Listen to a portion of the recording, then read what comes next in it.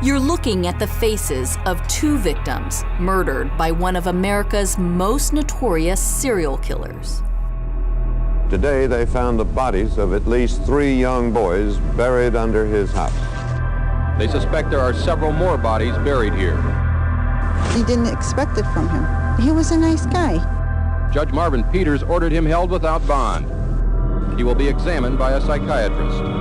They continue to search for other bodies in this quiet suburban neighborhood.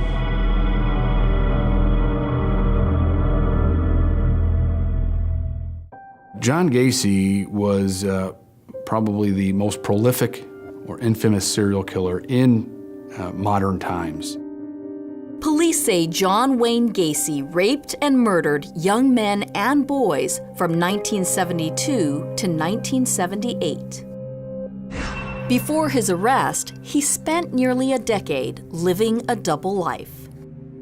It sticks out in people's mind because not only did Gacy rape and kill so many boys in such a short amount of time, but he had everybody fooled.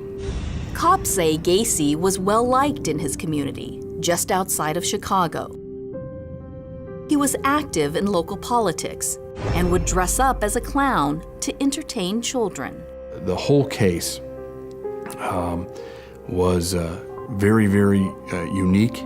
It was very troublesome to people in Chicago and really across the country. Gacy was arrested in 1978. When investigators searched his home, they found the unthinkable: more than 24 bodies. He concealed the bodies of his victims in his own home, in the crawl space. He had a dirt and rock crawl space where he would excavate shallow graves and place the victims in the crawl space.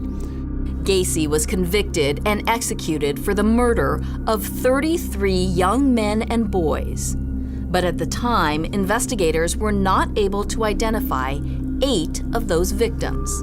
The Gacy case went cold for decades. Here in Gacy's neighborhood, his house was demolished not long after his arrest. And then, in the late 80s, someone built a new house on that property. Over the years, a lot has changed out here. Still, many people don't realize there are mysteries lingering. Today, we are beginning a process to close the book once and for all on John Wayne Gacy. In 2011, the Cook County Sheriff's Office decided to use new science to help finally find answers. Detective Sergeant Jason Moran led the investigation. Sergeant Moran. The plan was simple: use DNA to match Gacy's victims with families still searching for their missing loved ones. This technology wasn't around during the initial investigation. Within the first day, we probably had 65 leads. The first 3 days, over 100.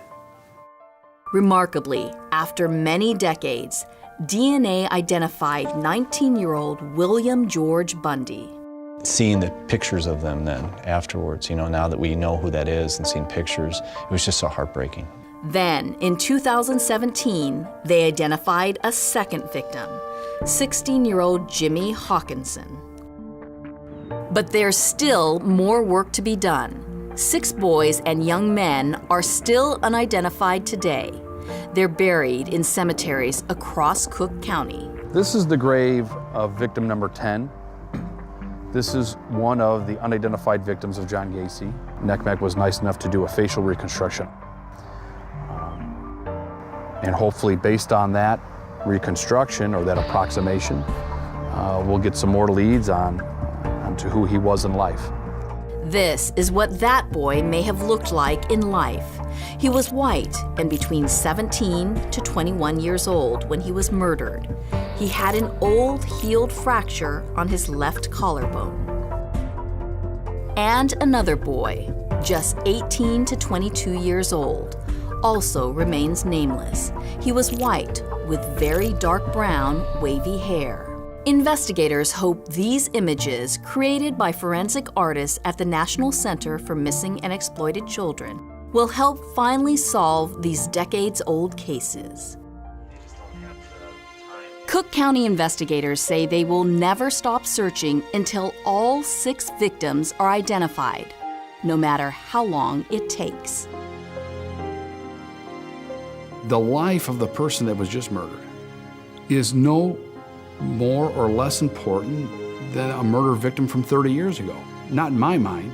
Some had different paths that were taken, some of them had different issues here and there, but they were all young boys at the prime of their life. They hadn't even got there yet. And to have it just so horribly destroyed by this guy, the very minimum we owe them is to let them know that their lives mattered. Take a good look at these images. Police say Gacy often picked up hitchhikers or found his victims at bus stops.